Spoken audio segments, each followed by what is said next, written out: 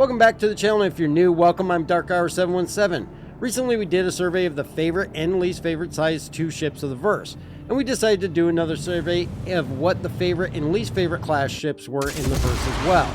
We put a survey out asking the YouTube and Discord community to get everyone's opinions, and this time we would be looking at ships that fall into the range of the Vanguard, the MSR, the 400i, and similar ships. These, for the most part, are utilizing size 2 components and occasionally a size 3 is mixed in, not including, of course, our vessels in the range of the 600i and above. Today we bring you the second part of this survey, looking at the 5 least favorite ships in this category. Before we get into the video though, if you enjoy these lists, hit the like and subscribe button, and it does help get the videos out to more people, and I greatly appreciate the support. Also stick around till the end of the video to see how you can get entered in for a chance to win So with this list, we will be counting down from number 5 to number 1, number 1 being the least favorite ship of all of our survey takers. And we are starting with number 5, the Crusader Ares Ion Starfighter. The Ion is a ship with a very difficult past. When originally announced, the ship was extremely well accepted and looked forward to. As the time grew closer, the lore of the ship that we were reading really made it even more highly anticipated for many. After it was released, many found that the ship was a one-shot wonder, able to pinpoint shoot anything due to its aim assist and the fact that the size 7 gun could pick off the smallest target from an extreme distance. As with any ship, after its initial release, some adjustments were made. These adjustments were actually met with anything but approval. Removing aim assist and also nerfing the fire rate multiple times, the community is really split in the feeling for this ship. Many understanding and feeling it still fulfills its role as a capital ship weapon, and others who feel it was neutered into nothingness, as it is easy for Gladius to beat the Ion now. In all fairness, I am one that feels that it does need a weakness and that the changes to the Ion are completely understandable. But many others are in disagreement and have hung the ship up to dry or upgraded to other ships. Many that retain it just don't fly it until they see more favorable changes, and the ship itself still performs as it should though. Designed to take on capital class ships in groups of Ions or paired with its sister ship, the Inferno, the Ion has a long range size 7 laser cannon that can hit an Idris from a great distance. Not made to go up against lighter, smaller, and more agile fighters, it does easily succumb to an attack from light fighters. The ship is not defenseless though, also sporting 12 size 3 Arrestor 3 missiles and 8 size 3 Viper 3 missiles. It can fight back, but against lighter, faster, and more agile fighters, it is best to fight in a group or just run. Knowing the community's feelings for the Ion, I am not shocked at all by it landing here in the 5th spot of our most disliked ships to fly in this class of ship. Number 4, the Aegis Vanguard Hoplite. The Aegis Vanguard is a highly respected and formidable ship. You can definitely check out a video I did about the Vanguard at the link above. And this is one that is many backers' daily driver with the likes of the Harbinger, the Warden, or even the Sentinel.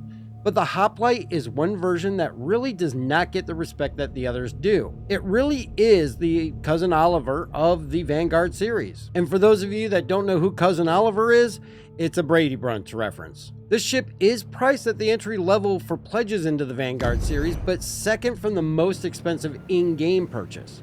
The Hoplite is designed as a dropship according to its specs, though its armament is very similar to that of its sister ships with a CF-447 Revenant nose gun, 4 BRVS ballistic repeaters, and 4 Ignite 2 missiles and 4 Dominator 2 missiles at the pilot's fingertips.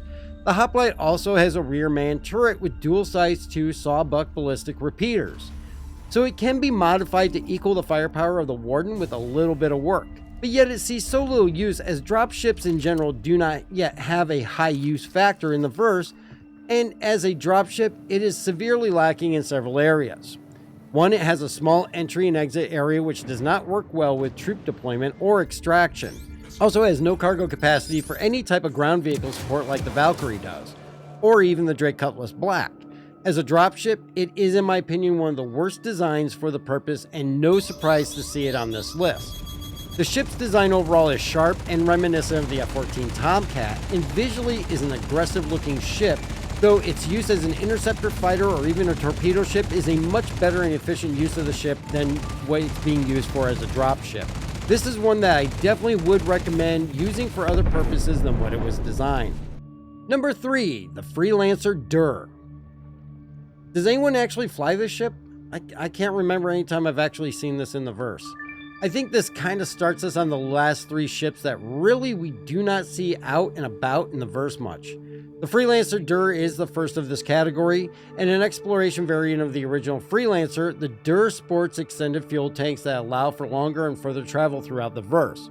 Or at least what we have currently with the Stanton system, which has no lack of fuel or stops to get fuel.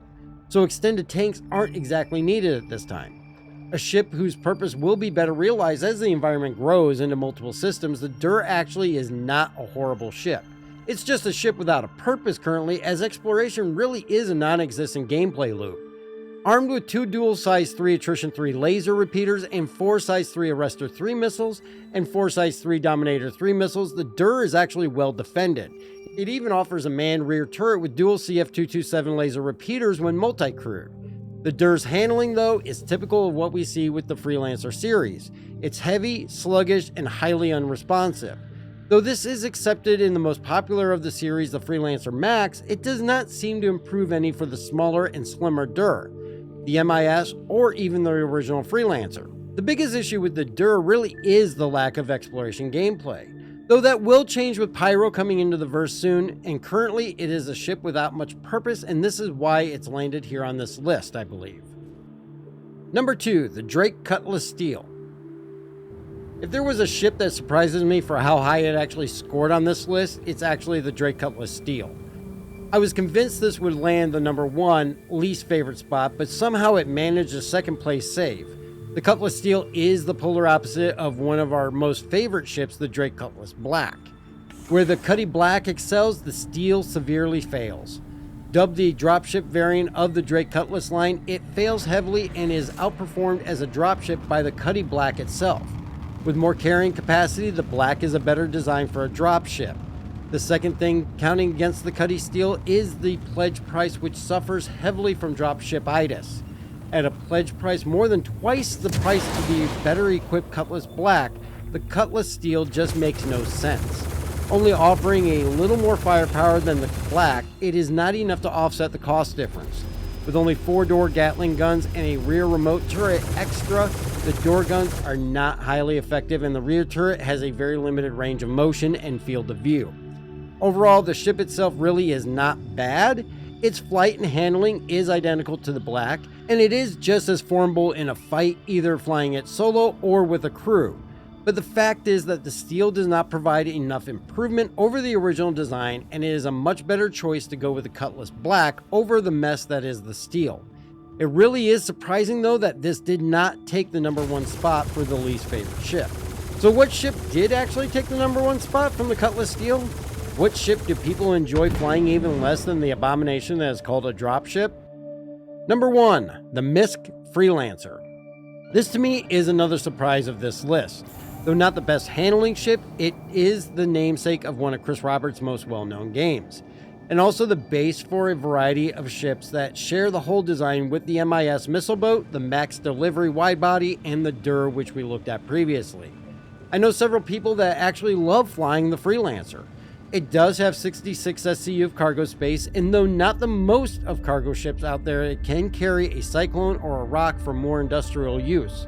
It also has decent defense with 2 dual size 3 M5A pilot controlled turrets and 4 size 3 Arrestor 3 missiles and 4 size 2 Ignite 2 missiles. The Freelancer also supports the standard multi-crew with a dual CF227 laser repeater in the rear. Where it suffers, like all Freelancers, is maneuverability. It is slow to turn and oversteers quite a bit. The ship can take a hit, which is good because in a fight you're gonna get hit, there's no avoiding it. But the tankiness of the ship can help buy enough time to get out of dodge. The Freelancer is also offered in a starter pack, though it does not seem to be the most popular. While all this is true, it is still surprising to see it land where it did on this list. Though I feel it belongs on the list, the number 1 least favorite ship to fly is not where I thought it would end up. I was more hoping for the damn Terrapin to end up here myself, but I think too many people actually enjoy that ship.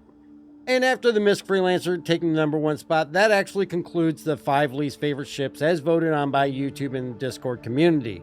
Let me know what your thoughts are and what is your least favorite ships or even your top favorites. Remember to catch the stream every Tuesday, Thursday, and Sunday at 7 p.m. Eastern Time on Twitch. And if you want to get entered in for a chance to win it, just subscribe here and leave a comment on any video. You can also get a second entry simply by following on Twitch. And if you do want to help support the channel, check out the merch store or give a super thanks here. It is all appreciated, and it all goes back to provide for the giveaways back to the community. Thank you again for watching. Please be safe out there, and we will hopefully see you around in the verse.